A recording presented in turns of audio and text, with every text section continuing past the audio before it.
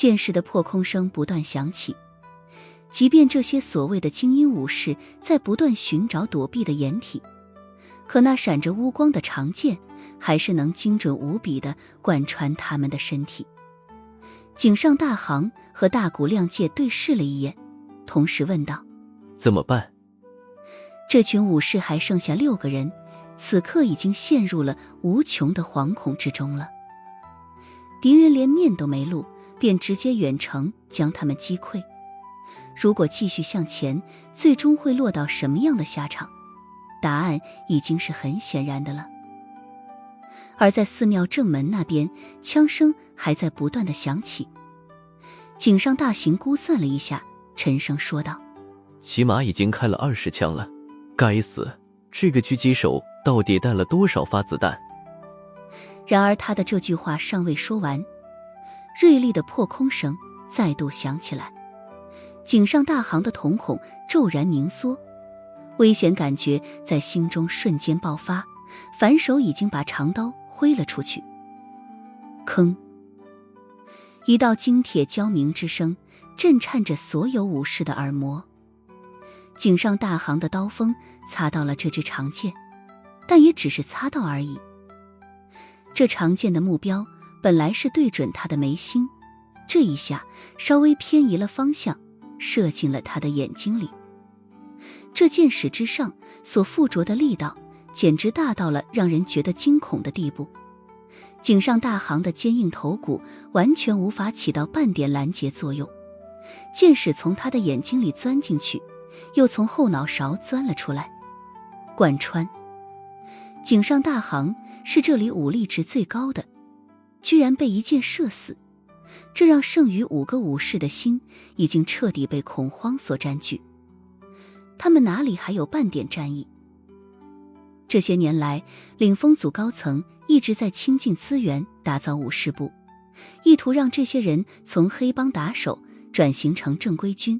他们的投入也见到了明显的效果，在综合战斗力上，领风组的武士部已经可以和甲斐、碎风流这种老牌忍者流派和其他武士流派一较高下了，甚至发展势头还要更猛一些。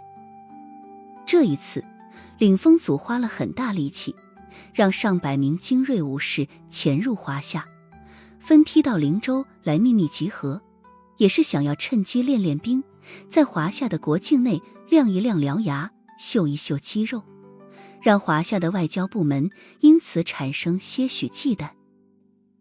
但是从现在的局势发展来看，这一切的行为简直就像是一个又一个笑话。一名剑手，一名狙击手便拦住了他们所有人。这特么的还怎么打？还练个毛的拳头，脑袋都要被别人的铁拳锤爆了。以为是要包围别人，结果人家早有埋伏，直接来了个反包围。人少对人多，反而成了单方面的屠杀。撤，快撤，往山下撤！大谷亮介喊道，他浑身的衣服都已经被汗水全部湿透了。他也不想着去增援上司九田大树了，直接连滚带爬地朝着山下逃去。然而等大谷亮介带着这些手下们跑出了几百米，却见到前方一个黑色的身影正背对着他们站着。他背着剑簇，手里拎着一把弓，整个人的气质比月光还要清冷。见此情景，那5个武士的腿都软了，根本站都站不住了。这里是华夏，你们既然来了，就不要想着回去了。他轻轻开口，声线顺滑，语调冰冷，但居然是很标准的东洋语。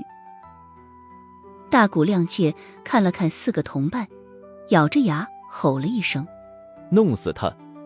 说罢，他率先举起长刀，朝着这个娇俏又飒气的身影劈了过去。剩下的4个武士也皆是鼓起勇气，腾空而起。双方之间不过是20来米罢了，他们占据了人数上的优势，只要近身，这个剑手说不定就能被乱刀劈死。然而这个窈窕的身影却从从容容地把长弓和剑筒放下，反手从身后拔出了一把长剑。那清脆的剑吟声落在5个东洋武士的耳朵里，就是死亡之曲的前奏。唰，剑锋刺破夜色，大骨亮介的身形狠狠一顿。这一招之下，他的心脏已经被穿透了。长剑拔出之后，大骨亮介清晰地感觉到吹来的夜风从心脏上的窟窿穿过，而此时那个窈窕身影已经宛若瞬移一般，出现在了另外一名武士的身前。剑光连续闪动，这些武士毫无还手能力，根本就是在还没来得及反应过来的时候，心脏便已经被长剑刺爆了。当这5名武士全部倒下，窈窕身影随手挽了个剑花，剑身上的鲜血便立刻被甩得一干二净。他的眸子迎着月光看向山顶的寺庙，刚迈了2步，却又停下。那蒙面布后面的红唇轻启，似乎想说些什么，但想了想，又摇了摇头，终究没有出声。随后他弯腰捡起长弓，转身走入了夜色里。此时狙击枪声已经不再响起了。九田大树还不知道这边10几个手下被单方面屠光的情况，喊道：那个狙击手肯定已经被大骨亮介干掉了，快冲上去，快！深田雪乃还在寺庙里，万一时间的拖久了，把华夏官方吸引来了，接下来的事情就麻烦了。九田大树的武力值很强，但此时焦躁之下根本没意识到这边都打得这么激烈了，华夏官方却迟迟不露面插手的原因是什么？显然这样才能比一比谁更无所顾忌。然而九田大树的高兴并没有持续几秒钟，因为这时候在寺庙的正门前已经出现了一个高大的身影。这男人足有2米多高，身壮肩宽，往那一站，似乎便已经占据了半扇门。小庞来了，快给我上，弄死他！九田大树吼道。2个武士立刻手持长刀劈了上去。然而小庞的衣袖一震，一把又粗又长的甩棍掉落掌心。他毫无花哨的一抡，棍体直接重重砸在了一名武士的长刀上。那把长刀直接被砸成了2截，那粗长的甩棍裹挟着恐怖的力道，毫无阻碍地砸在了这名武士的胸口。砰！这武士直接被一棍子砸得倒飞而出10几米。小庞的动作没有丝毫停留，反手又是一棍子，另一名武士的长刀同样被砸断。但与之前他的那个同伴所不同的是，小庞的棍子在砸断长刀之后直接落在了他的脑袋上。这脑袋就像是烂西瓜一样，当场被砸爆了一半，红白之物溅得老高。这场景实在是太过于血腥，让剩下的那些武士立刻心惊胆战。小庞的甩棍横于胸前，冷冷说道：老板有令，今天一个都不能进去。他这瓮声瓮气的声音，平日里听起来木头木脑，可是现在却压迫力十足，往那一站，真的有种一夫当关，万夫莫开的气势。九田大树见状，冷冷说道：好，很好，作为即将死在高武手下的华夏人，这是你的荣幸。说着，他的长刀一挥，刀锋在夜色下划出了道道残影，凌厉的刀芒瞬间便将小庞笼罩。此时寺庙内，上忍刚护纯平的表情已经阴沉到了极点。先前外面不绝于耳的枪声，证明华夏方面早有埋伏。他也深知这边的情况不能再拖下去了，九田大树这个高级武士迟迟不来支援，那么自己就需要独自把这个华夏男人和深田雪乃拿下。骑士小庞那边看起来打得激烈，其实从开始到现在还没超过3分钟。我已经不会再给你们商量的机会了。冈户纯平说着，冷冷一吼：动手！他一声令下，几十把手里剑同时从不同的角度扔了过来。这种群攻看似挡无可挡，然而苏无忌却猛然一拉伸田雪乃的胳膊，在几十把手里剑到达之前，两人直接腾空而起，剑雨之幕已在他们的脚下。紧接着稍稍下落的时候，苏无忌手里的紫色剑光猛然暴涨，十几把手里剑被剑芒直接给横扫了回去。刷刷刷，皮肉被穿透的声音响起，起码有7、8个甲翡翠风流的忍者中了招，重重栽倒在地。紧接着苏无忌和深田雪乃落了地，10几个忍者举着长刀已经劈向了他们。苏无忌的紫色软剑陡然绷直，横扫而过。凡是剑锋所过之处，忍者的长刀皆是沾之即断。而深田雪乃的动作也是极为迅捷，在苏无忌劈断一堆长刀的时候，他的匕首已经趁机割开了2个人的咽喉了。这东洋少校一打起来有点不要命，敏捷度也是极高。他本来就身材高挑，腰身纤细，动作漂亮的不像话，冲进了人群之后，左冲右突之间居然还能带来很多的美感。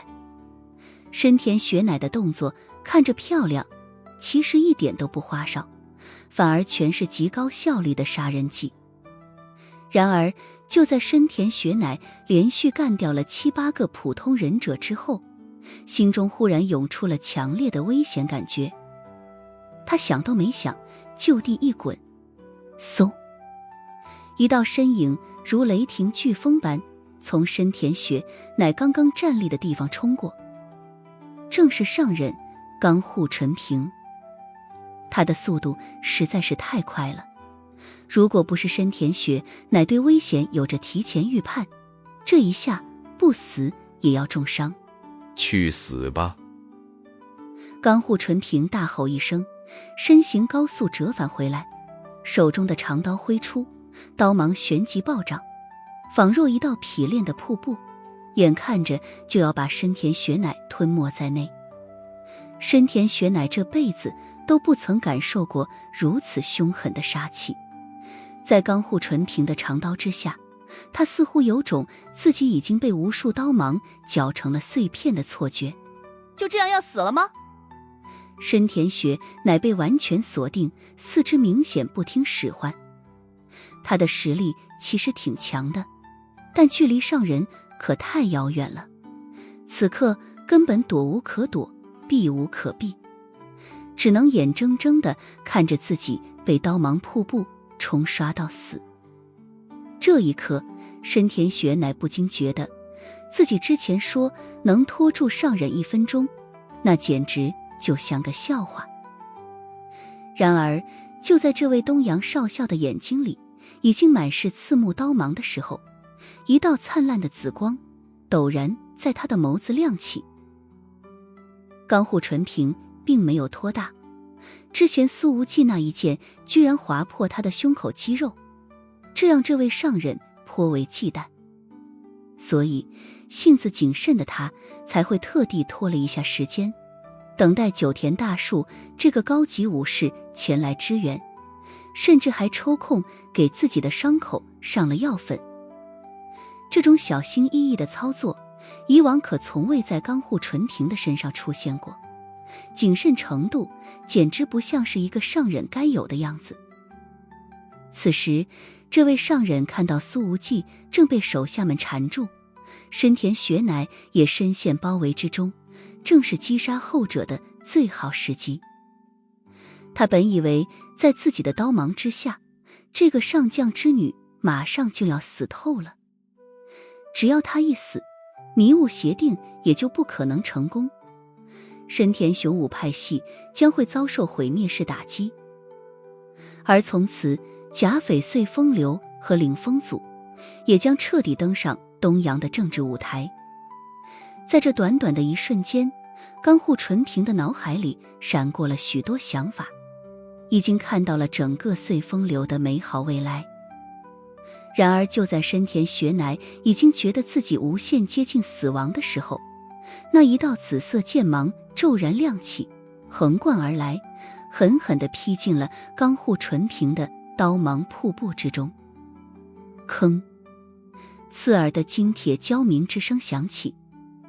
这一刻，在场的其他忍者简直感觉自己的耳膜都要被生生地震破了。紧接着，他们便看到紫光漫天挥洒，生生把冈户纯平的刀芒全部搅碎。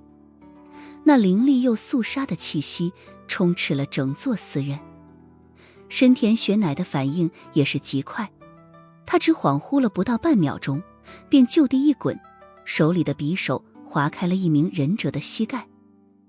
这忍者吃痛之下，本能的一弯腰，深田雪乃的匕首便是一扬，顺势刺进了他的脖颈里。这忍者捂着喷血的脖子，重重倒在地上，手里的长刀也落进了深田雪乃的手中。他一手握着长刀，一手握着匕首，直接冲进了忍者群中。而此时，这群忍者已经死掉了10几个人，提前演练过的围杀阵型早就被冲击得七零八落了。深田雪乃在特种部队里练出来的杀人技巧，在这种混乱的阵型里得到了最大的发挥，大片大片的血光顿时飙溅而起。而那边，苏无忌已经和冈户纯平杀进了旁边的大雄宝殿，刀芒和剑光所过之处，皆是木屑横飞，尘土飞扬。冈户纯平越打越心惊，他虽然一直在占据着主动的攻势地位，而且还有几个杀招没有动用呢，可是这个年轻的家伙却强悍到不讲道理，周身的防守堪称密不透风，自己的凌厉攻击全都能被那紫色长剑稳稳地挡下来。而此时九田大树还没有来支援，显然也被同级别的高手给拖住了。华夏什么时候有过这么厉害的年轻高手了？冈户纯平的心中已然掀起了惊涛骇浪。他这一走神，对面绷得笔直的紫色软剑忽然间一弯，凌厉的紫光瞬间变成了绕指柔，剑锋直接绕过了冈户纯平的长刀，袭向他的咽喉。唰！在这千钧一发之际，冈户纯平本能的一仰头，剑锋擦中了他的下巴，忍者蒙面巾直接被划成了2截，从半空飘落。他甚至感觉到了清晰的刺痛。紫色剑锋在把蒙面巾切开的时候，还在冈户纯平的脸上留下了一道血痕。该死的混蛋！冈户纯平的身形飞退，却重重地撞在了大殿里的佛像上。佛像的漆面已经出现了许多裂痕，无数灰尘扑簌簌地落下来。苏无忌此刻像是永远不会力竭一样，长剑一横，直接飞身而上，凶悍无匹的紫色剑芒犹如夜色下的狂暴龙卷，朝着冈户纯平笼罩而去。此时冈户纯平的后背还紧紧贴着佛像，甚至都没来得及落到地面，他只能挥起长刀不断格挡。可苏无忌的攻击在保持急速的状态下，依旧可以连绵不绝，仿若狂风巨浪，一波接着一波的袭来。这让冈户纯平打得十分憋屈，那些只有上忍才能释放出来的超级技能，甚至连用出来的机会都没有。就在紫色长剑再度袭向冈户纯平面门的时候，后者的脚在佛像上重重一踩，砰！他整个人便越过了紫芒的攻击，结结实实地撞进了苏无忌的怀里。身后的巨大佛像轰然爆碎，而苏无忌也被撞飞，重重地摔在了院门后的台阶上。那些台阶立刻变得四分五裂，烟尘碎屑纷飞。而这时候，刚护纯平终于能够缓口气了。但刚刚的那一撞，几乎让这位上忍尽出全力，所产生的反震之力，也让他觉得胸口憋闷，喉头发甜，一口鲜血已经涌了出来。但刚护纯平抿着嘴，生生把这口腥甜的血咽了回去。此时苏无忌摔落的地方正在深田雪乃的脚边。这位东洋少校此时已经是半身染血，手上的长刀都砍得卷了刃，豁了口。倒在他刀下的东洋忍者已经有20来个了。不过深田雪乃自己也中了几拳，受了些许内伤，本来就白皙的皮肤此刻有些明显的发白。但好消息是，从忍者的刀从之中砍了一大圈之后，他并没有被对方的刀锋伤到，更没有缺胳膊少腿。苏无忌，深田雪乃把手里的长刀掷出，直接贯穿了一名想要趁机偷袭苏无忌的忍者胸口。他随后一个大跨步来到这个青年的身边，单膝跪地扶住了他。你怎么样？其实在这时候的深田雪乃也被苏无忌的实力深深震撼到了。苏无忌咳嗽了2声，小小上忍而已，问题不大。你真的很强，但没必要坚持。深田雪乃看了看正在10米之外调整呼吸节奏的刚护纯平，又扭头看了一眼身后的寺庙大门，说道：如果要撤，现在就是机会。在东洋国内，上忍拥有着极为崇高的地位，除了那些生活在传说中的神忍之外，上忍已经是东洋民间的武力天花板了。可是苏无忌和刚护纯平以极高的速度交战了几分钟，居然平分秋色，不，甚至还占据一些上风。虽然苏无忌被撞飞，可刚护纯平的蒙面精已经不知去向，脸上也有一道血痕，嘴角还在溢血，呼吸的节奏也明显有些紊乱。如果苏无忌是东洋的武士，在这样的年纪把上忍逼到这种狼狈的程度，那必然会被当作整个东洋的未来之星，倾注无数资源来培养。若是等苏无忌彻底成长为东洋的顶尖武力，那么在内阁竞选的时候，他只要随便一句话，基本就能决定整个竞选的结果。在现在整体偏激进的东洋，顶尖武力一发话，比那些财团还要管用得多。就像这所谓的迷雾协定，谁敢反对，直接一杀了之。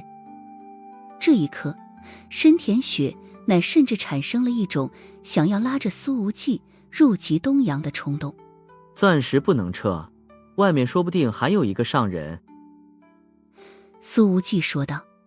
领风组都堵在围墙后面呢。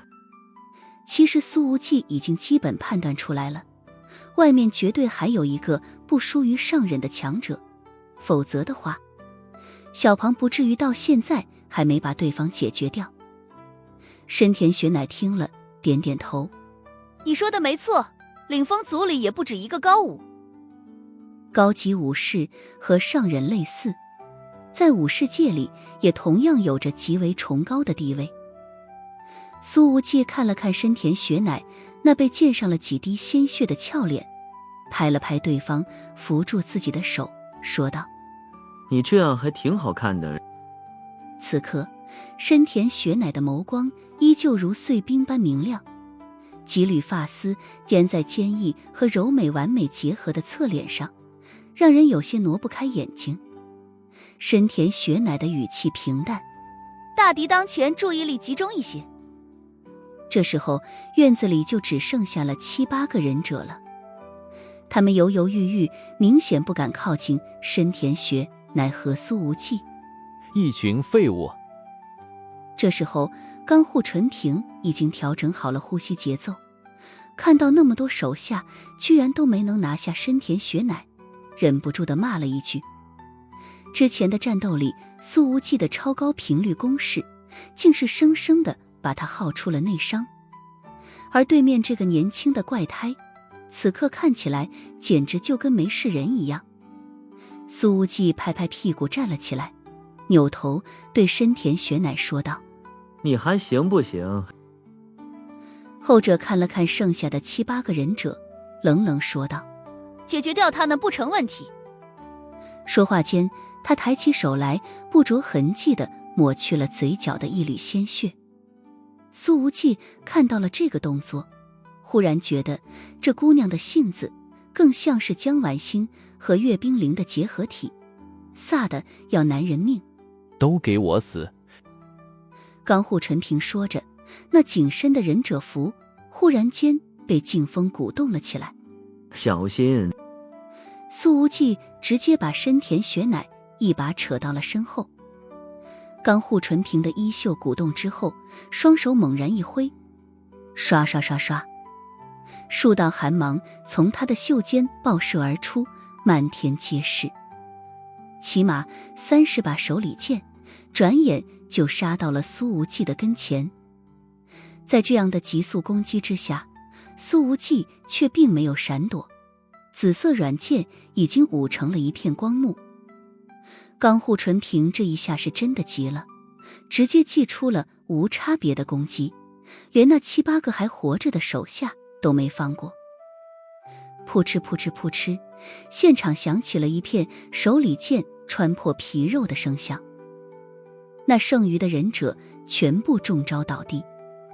深田学乃就站在苏无忌的身后，看着面前升起的紫色光幕，清冷如冰的眸子里映着如梦似幻的光彩。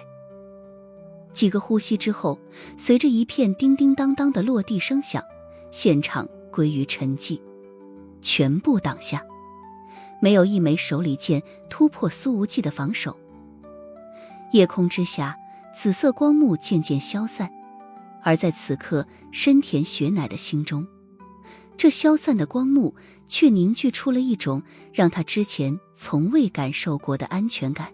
太强了！他红唇翕动，忍不住地低低说道。可是这时候，一道身影忽然从回廊房梁的阴影之下飘了出来。是的，就是飘，如风一般，无声无息，却速度极快。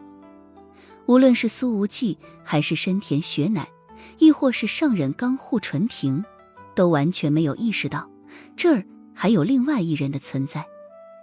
当深田学乃反应过来的时候，已经来不及了。那鬼魅一般的影子已经飘到了他的跟前。紧接着，狂猛的力量忽然自那影子之上爆发而出。深田学乃的胸口中招，直接被击飞出去。当他重重落地的时候，一直挂在身上的包已经不见踪影了。而那一道神秘的影子，在拿到了这至关重要的背包之后，如夜风一般飘出了围墙，消失在了茫茫夜色之下。深田学乃往前追了几步，却一个踉跄栽倒在地。刚刚那神秘影子给他的那一击，让这位东洋少校的胸腔受了内伤。他倒地之后，刚想张口说什么，却控制不住地吐出了一大口鲜血，面色已然苍白如纸。苏无忌却没追，而是快步来到了深田学乃的身边，搂着对方的腰，将他抱了起来，放在了回廊的石凳上。深田学乃看着苏无忌，深深地吸了一口气，那曲线流畅的胸膛明显起伏了一下，咳嗽了2声，说道：那个包被抢走了，你不要。苏无忌立刻打断：我知道。冈户纯平并没有趁这个时机偷袭。看到装着迷雾邪定的包被抢走，他的眉头深深皱着。这身法是上人，哪里冒出来的上人？这神秘上人给了深田雪乃重重一击，显然不会是他的同伴。冈户纯平在心里盘算了一下利益关系之后，冷笑了2声。现在迷雾协定文件已经被抢走了，深田雪乃，你白来华夏一趟，我离开前的唯一一件事就是杀掉你了。不管是谁抢走的迷雾协定，必然都是跟甲斐、碎风流站在同一立场上的。冈户纯平自然没必要去追。苏无忌站在深田雪乃的身前，呵呵一笑：“这话该我来说，你还真以为自己能活着回到东阳吗？”“为什么不呢？”冈户纯平说着，衣袖间再度被劲风鼓动，一股强烈的烟雾忽然自他的脚下炸开。这一刻，冈户纯平整个人都消失在了烟雾之中。下一秒，他的身形便宛若瞬移一般出现在了苏无忌的身前。这移动速度比起之前激斗的时候，甚至快出了1倍还不止。眨眼之间，锋利的刀锋已经抵达苏无忌的胸前了，似乎只需要半秒钟的时间，苏无忌就会被剖开胸腹。小心！深田雪乃忍不住地喊道。这一刻，他那一贯充满了冷静情绪的眸子里，终于显现出来了强烈之极的担忧。商人爆发出全力一击，整个东洋国内又有多少人能阻挡？起码现在苏无忌站在原地不动，好像根本躲不开。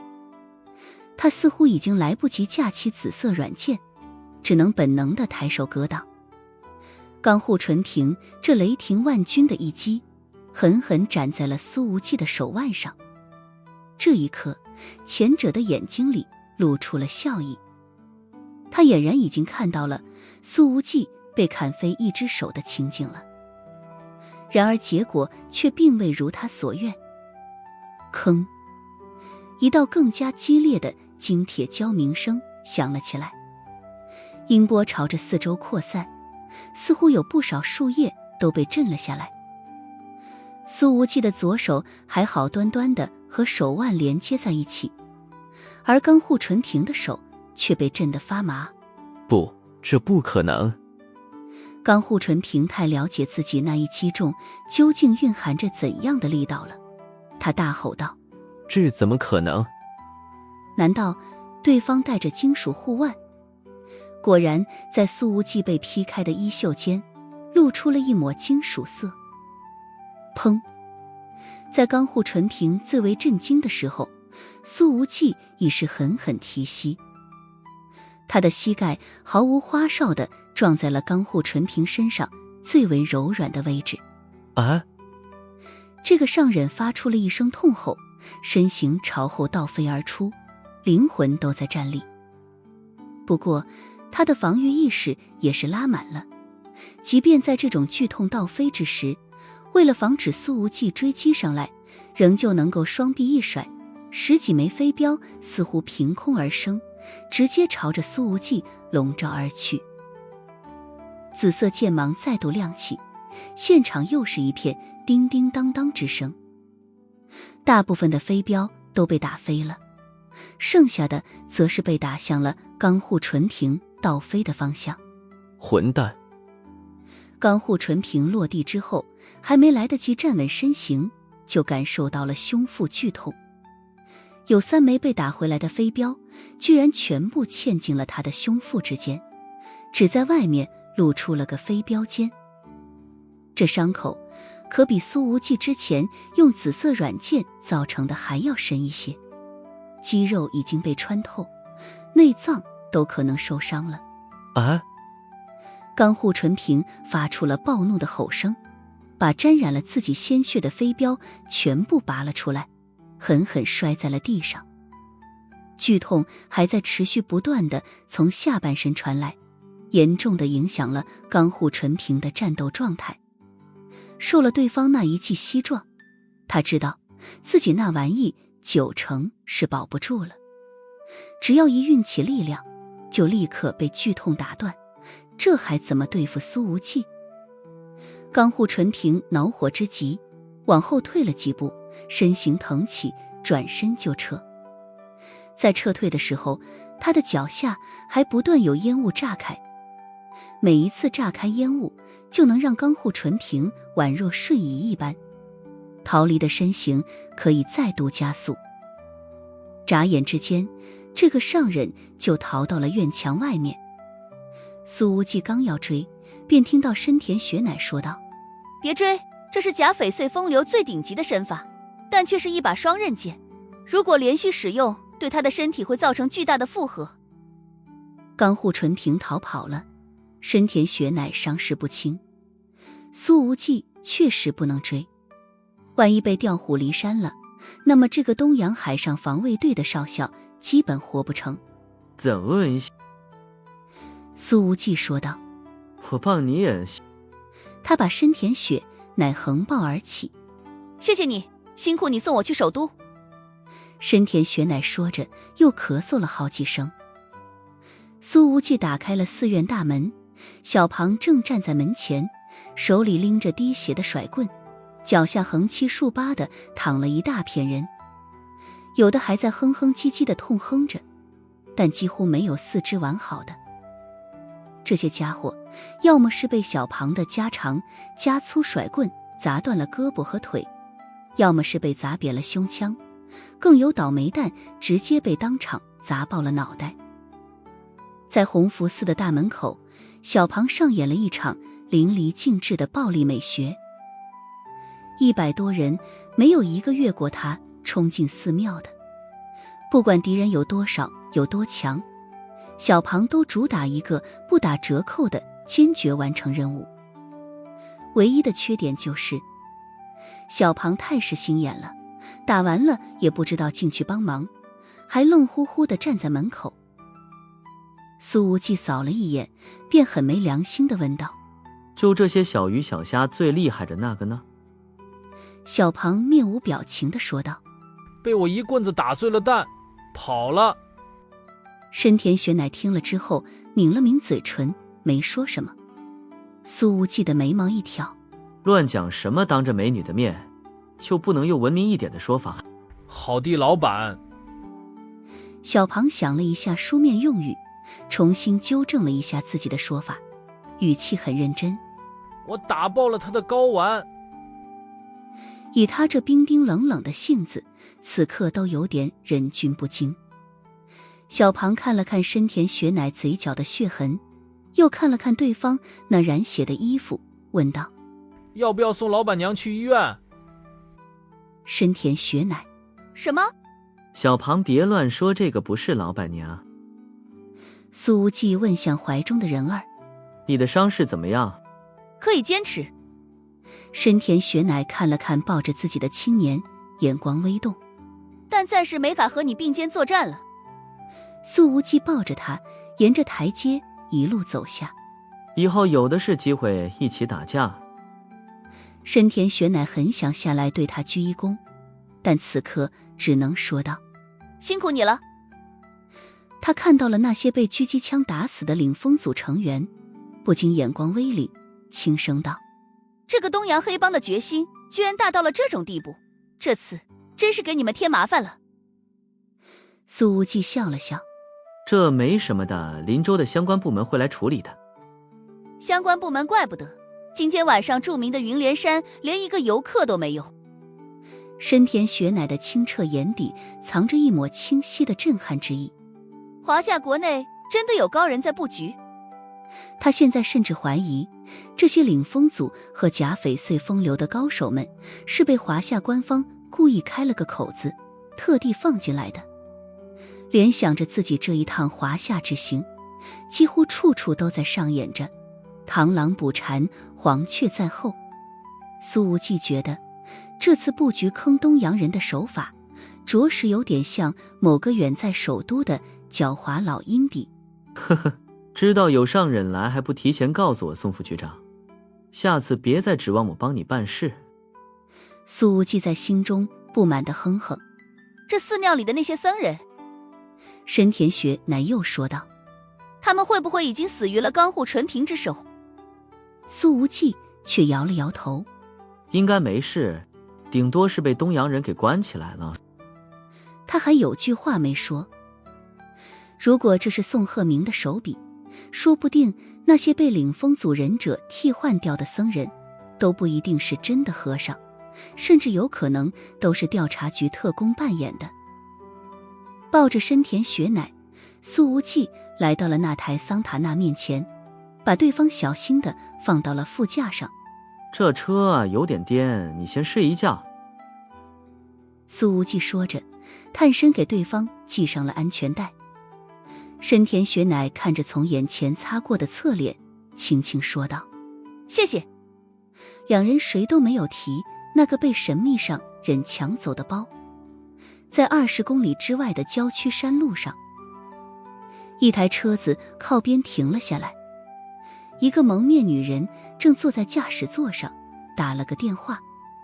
迷雾协定已经拿到了，深田雪乃挨了我一掌，现在应该已经死于了钢护纯平之手。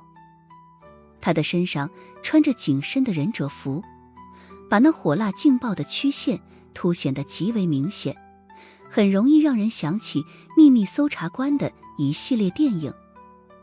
说话间，他摘下了蒙面布，露出了一张娇媚的脸，竟是中崎奈美。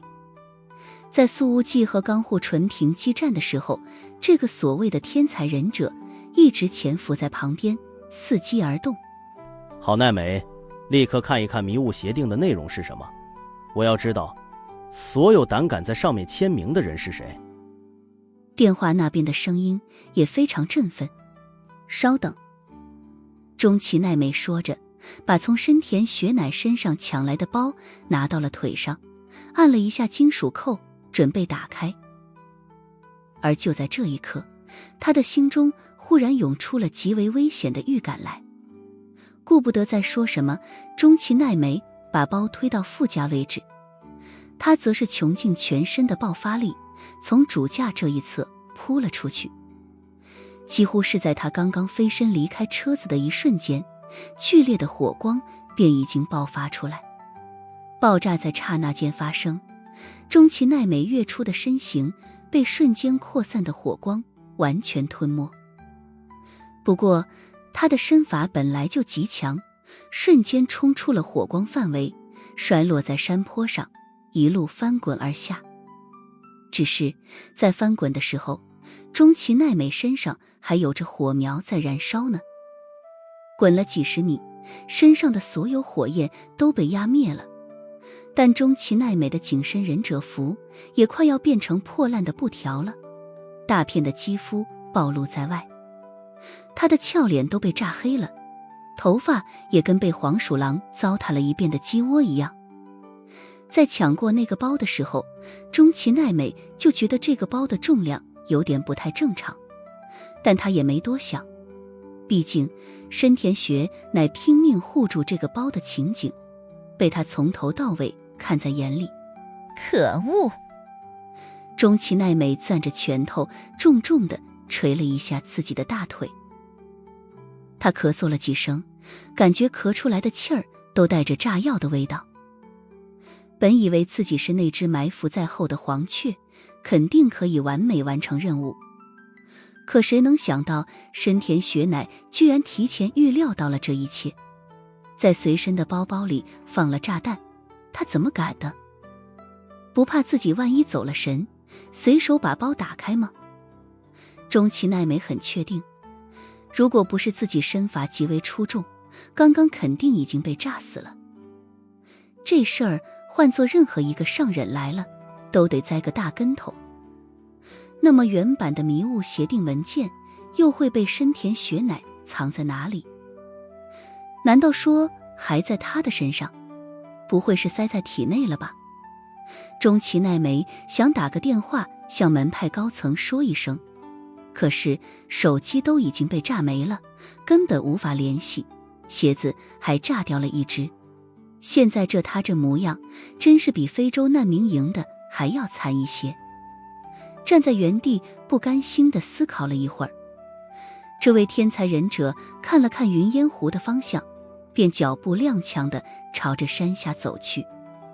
苏无忌此时驾驶着桑塔纳，沿着国道一路驶向首都。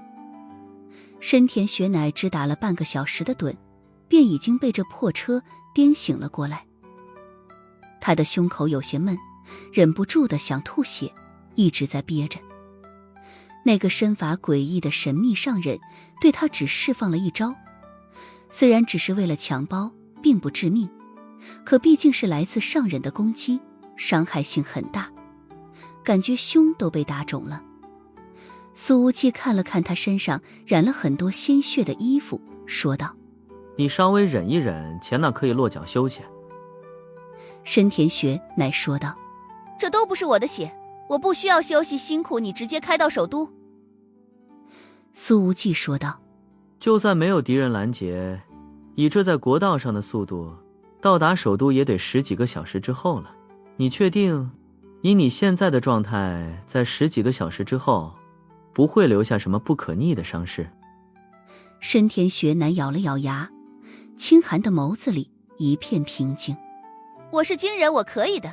可以，但没必要。苏无忌说道：反正迷雾协定的原版文件已经被送出去了，你不需要再亲自当诱饵了。深田雪乃用手揉了揉自己的胸口，深吸了一口气，又缓了10几秒钟，才说道：这10几个小时的车程，说不定还能引出很多居心叵测的人。好不容易来了一趟华夏，我得尽可能多的让他们现身。苏无忌笑了笑，说道：深田大小姐，你搞清楚，你让他们现身，辛苦的可是我。这位东洋少校现在可不剩多少战斗力了，如果来了敌人，那么只有苏无忌挡在正面。很抱歉，我……深田雪乃转头看了看苏无忌，表情上有着很是清晰的歉意。他说道：为了增加迷惑性，父亲也没有让人护送我。苏无忌忍不住地说道：深田雄武绝对不是的好爹。说到这儿，他又在心中忍不住地骂了几句宋鹤鸣。妈的，这老营地远在首都坐享其成，连个帮手都不安排，现在所有危险都来到老子的头上了。苏无忌忽然觉得深田雪乃这办起事来不要命的性格，真是有点像岳冰凌。他说道：现在开始你就听我的，既然接下来还有恶战，那就不妨好好休息一下。所有人都以为我们会连夜赶往首都，可我们偏偏不这么做。深田雪乃也知道自己必须依靠苏无忌的战斗力，所以并没有反对。好。又开了10几分钟的车，苏无忌把车子拐进了国道旁边的一个小镇，随后在一处2层民房前停了下来。他从手套箱里拿出了一个遥控器，按了一下，民房的院门缓缓打开，桑塔纳直接开了进去。深田雪乃问道：你的安全屋？苏无忌笑了笑：是我金屋藏娇的地方。深田雪乃还以为苏无忌说的是自己，并拢了腿没接话。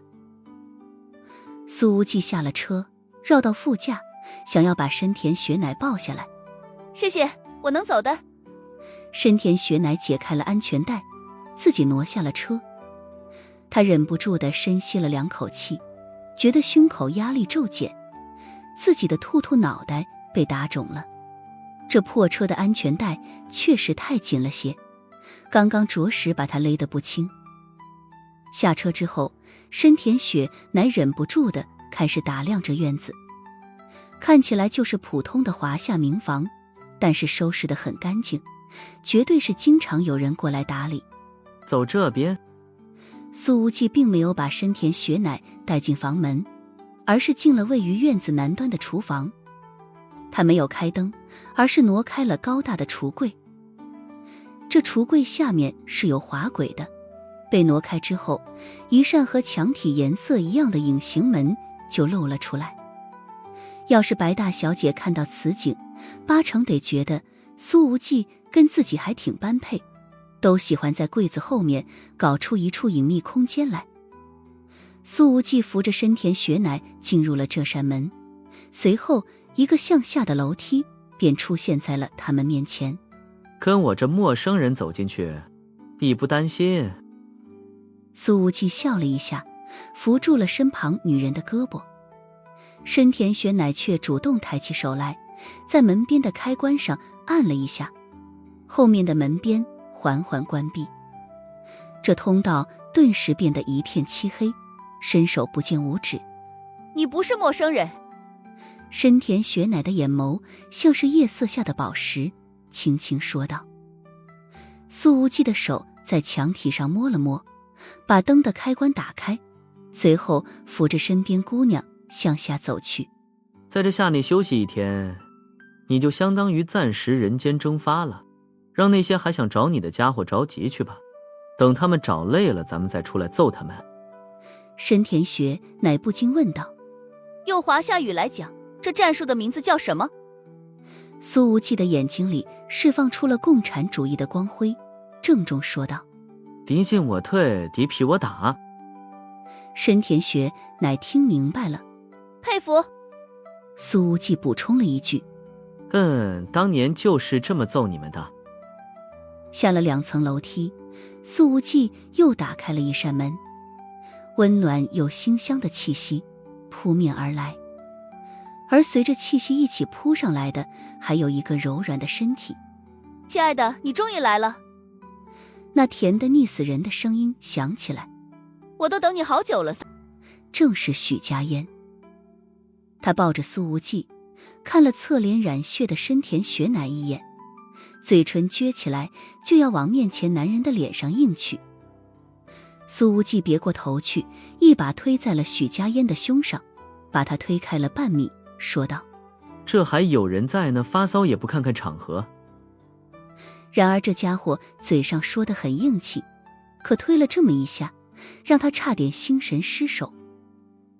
此刻的许家烟穿着的是一身浴袍，明显刚刚洗完了澡，而从苏无忌刚刚的手感来看，这浴袍下面绝对没有任何的束缚。深田雪乃立刻微微鞠躬：打扰你们的生活了，不好意思。苏无忌毫不客气地说道：不打扰，这又不是我女朋友。许家烟撅了撅嘴，委屈巴巴地说道：被你召之即来挥之即去，还要被你公开澄清不是你女朋友。如果真的当不成女朋友，当个炮友也行啊。你快别浪了，抓紧带深田雪乃去洗澡，换身衣服。这女妖精的话让苏无忌一阵头大。许家烟说道：怪不得你让我来之前多买几件女士衣服呢，原来是给这位东阳小姐买的。他打量了一下深田雪乃的身材，随后道：可是我都是照着我的尺码买的，这位小姐穿起来可能有点大。深田雪乃下意识地看了看许家烟那没有束缚却仍旧把浴袍轻松撑起来的胸口，说道：谢谢您给我买衣服。苏无忌咬牙切齿：许家烟别捣乱，办正事呢。许家烟拉起了深田雪乃的手，眨了一下眼睛：今天我和他谁叫正事？苏无忌彻底被打败了。姑奶奶，求求你快点把嘴巴闭上吧。许家烟说道：那你来堵我的嘴呀。说完，他笑眯眯地拉着深田雪乃：走，东阳妹妹，我们去洗澡，浴缸里的水都给你放好了。苏无忌站在后面，不禁有点后悔。他觉得自己这一趟把许家烟叫来帮忙，是犯了严重的路线错误。这地下空间是一处4室2厅的房间，当然以深田雪乃的眼力也看出来，墙上还有几个隐形门，说不定打开就是军火库。谢谢。深田雪乃看着干净的卧室以及浴缸里的满池热水，不禁觉得有些恍惚。刚刚从上人的刀下死里逃生，现在居然能忙里偷闲的开始泡澡了，真是让人难以置信。许家烟说道。你受伤了，我来帮你脱衣服。深田雪乃本想说自己就算受了伤也是能有力气解扣子的，可是他的话还没说出来呢，对面的性感女人便已经上手了。谢谢。深田雪乃说道。我想冲完淋浴再泡澡啊，裤子我自己可以脱。哎呀，自己人，不用客气的。许家烟很热心地把深田雪乃扒到光，随后上下打量了一番，目光停留在对方的胸口，说道：啧，真是人如其名。深田雪乃，人如其名。许家烟这女流氓也没解释，笑眯眯地说道：我跟你打赌，无忌有一天肯定会把你这块深田好好的耕一耕，说不定还能在田里播各种。深田雪乃一脸懵逼。与此同时，远在首都的白木哥收到了一条消息。大人，杜卡罗说迷雾协定文件被劫走，深田雪乃消失无踪，现在的目标只剩下找到深田雪乃，然后干掉他了。看了看信息，白木哥的眼光露出了微潮的神情。领风组和甲斐碎风流都是一群废物，我还真是想见识见识，除了宋鹤鸣之外，到底还有谁能一口气击垮这东洋两大帮派。随后他站起身来，对着通讯器道：告诉杜凯罗不放了晨曦，我不会出手。苏无忌也在另外一个卫生间里冲着澡。在这两人冲淋浴的时候，许家烟已经把他们的衣服全部塞进了洗衣机里。随后他用很慵懒的姿势半躺在沙发上，虽然之前嘴上一直在辞敬，可许家烟的心里一点都不吃醋，毕竟苏无忌能把这么秘密的地方告诉他，就代表真正把他当成了自己人。许家烟可以肯定的是，这个安全屋的地址穆千羽绝对不知道，自己这多少也算领先了一步。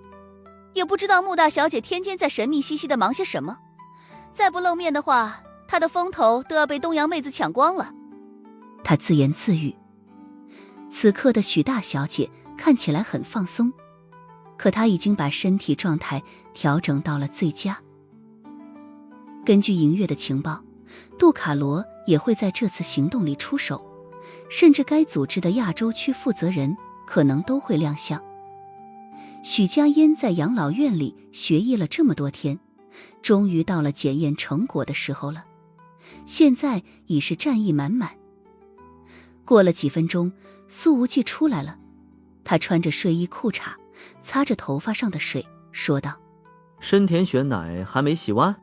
身上沾的血太多了，当然得仔细洗了。许家烟随后站起来，眨了眨眼睛，在苏无忌的耳边悄悄地说了一句什么。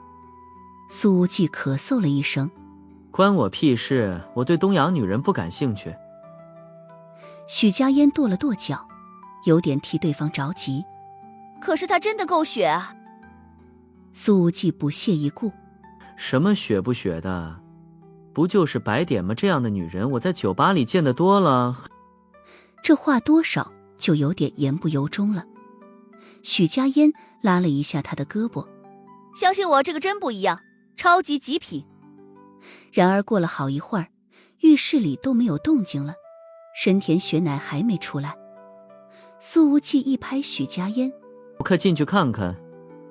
许家烟撇了撇嘴，娇哼了一声：看你担心的样子，我这就去帮你看看你的新情人。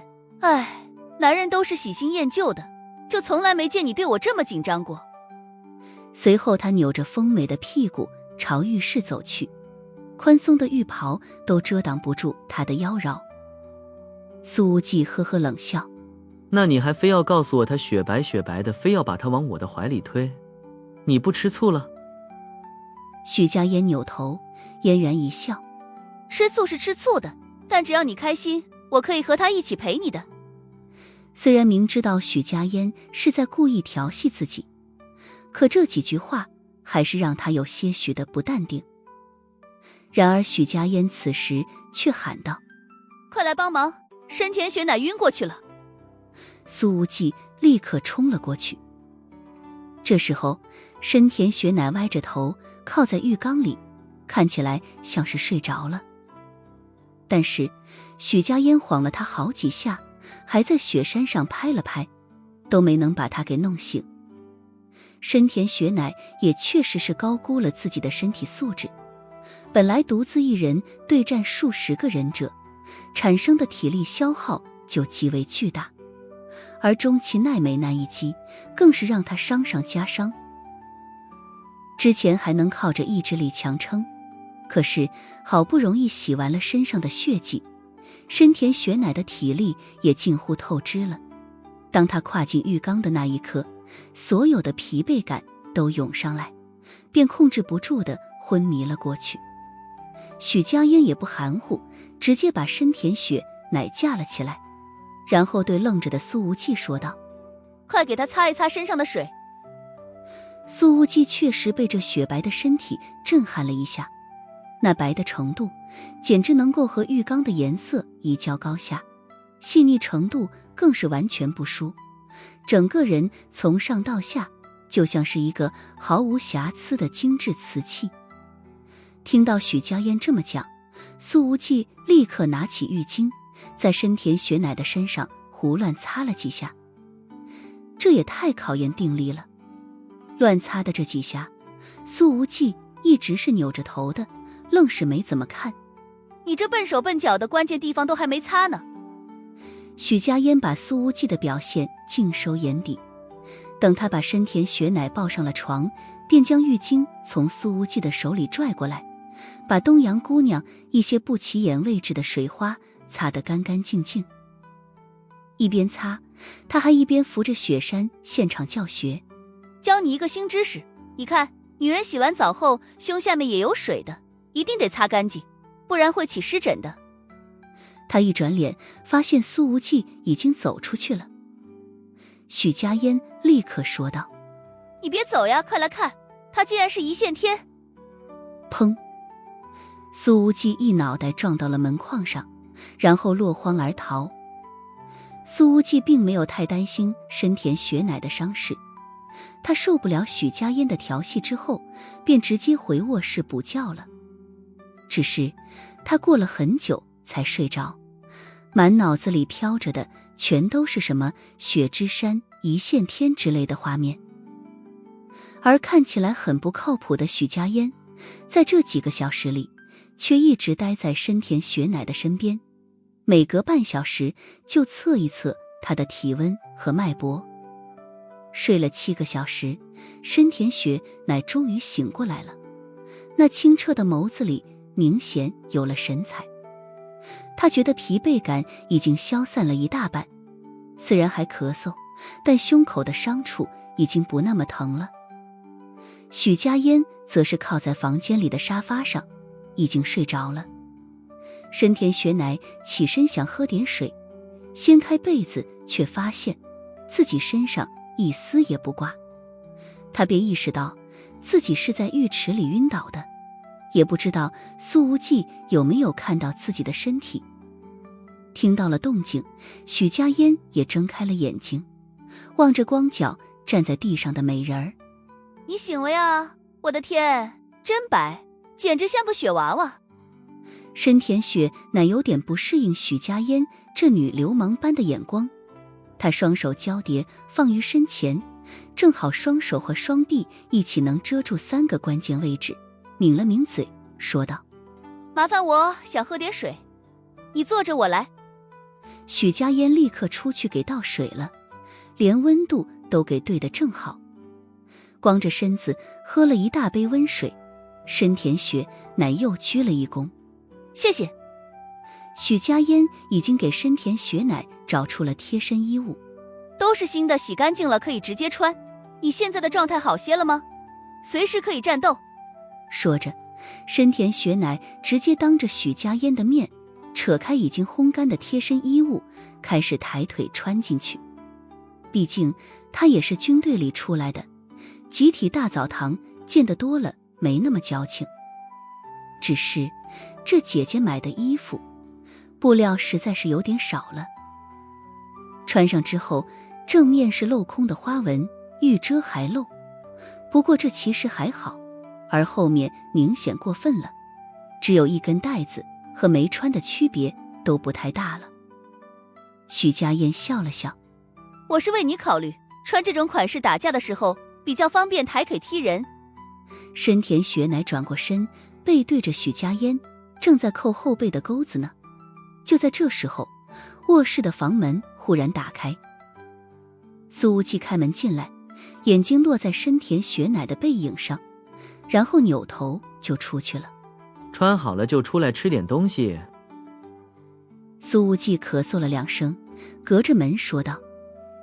他这么一说，深田雪乃还真的感觉到了饿，肚子很配合的咕咕响了2声，只是俏脸也悄然热了几分。所谓的吃饭，其实就是最简单的方便面，配上几块卤香的熟牛肉。但深田雪乃却吃得很满足，把面汤都喝干净了。谢谢，我去刷碗。他说道。不用，放着我来。许家燕说着，又凑到苏无忌的耳边说道。喂，刚刚有没有一家3口一起吃饭的感觉？一家3口。苏无忌咳嗽了2声。你快闭嘴吧。许家燕翘起了2郎腿。现在闭上了，闭得紧紧的。苏无忌一阵无语，他看了看手机上收到的情报，对深田雪乃说道。有人已经开始沿着灵州到首都1线寻找你的去向了。如果身体条件允许的话，我们现在就出发，打他们一个措手不及。深田雪乃说道。我对付不了上人，但对付其他人没问题。苏无忌说着，把深田雪乃带到了一处隐形门前。挑一件趁手的武器。拉开了门，各式枪械映入眼帘。这果然是个小型军火库。深田雪乃没有多问，走进去挑了一把惯用的突击步枪，配上刺刀，又拿了一把军刀，取了足够的子弹，道：好了，去。好，准备出发。苏无忌说道。与此同时，白木哥已经离开了首都，出现在了一架民用直升机上。在他的身边坐着好几个身穿黑色作战服的人。不过此刻的白木哥并没有以真面目示人，他戴着另外一个与东方夜魅不同相貌的龟皮面具，脸上也戴着黑色口罩，发型甚至都换了。他穿着一身深紫色的作战服，一把细长的唐刀横放在腿上，整个人的气质有种黑暗的妖异感。大人，杜卡罗组织的人手已经在首都到灵州沿线寻找了，他们认定深田雪乃是在半路藏起来了。白木哥面无表情地说道。也可能已经进了首都了。一旁的手下说道。据他们说，这种可能性不大，首都的所有入口都有杜卡罗的人在盯着。白木哥冷笑了一声。他们在华夏太嚣张了，这事儿过后，宋鹤鸣肯定得让杜卡罗狠狠吃个教训。对了，晨曦回来了没有？白木哥问道。还没有。手下说道。杜卡罗虽然答应了放人，但迟迟不见大人灵出手，汤爷有可能是在故意拖延。我身上有伤，没法出手。白木哥淡淡说道。你们上就行。他这伤倒不是赛车时翻下山坡造成的，而是之前在国外受了一些内伤，拖了很久，到现在还没有彻底除根。不然之前被苏无忌抱着跳进秦北河里的时候，也不至于一开始被冻得打哆嗦。那晨曦……一旁的手下很意外，他已经从白木哥的身上感受到了渐渐扩散开来的杀气。这里是在华夏，杜卡罗的亚洲负责人敢这样戏弄我，那么就要做好付出代价的准备。白木哥说道。他那带了美瞳的眼睛里已是有缕缕寒芒释放而出。然而这时候白木哥的手机响了起来，他看了看屏幕，是自己另外一个号码。另外他这个号码的人不多，就连白旭阳都不清楚。他接通电话，那边传出来了一道虚弱的声音：我被杜卡罗放出来了，没受什么折磨，谢谢你鸽子。白木哥说道。西西，你好好休息，你们组织有内奸，最近不要接任何任务。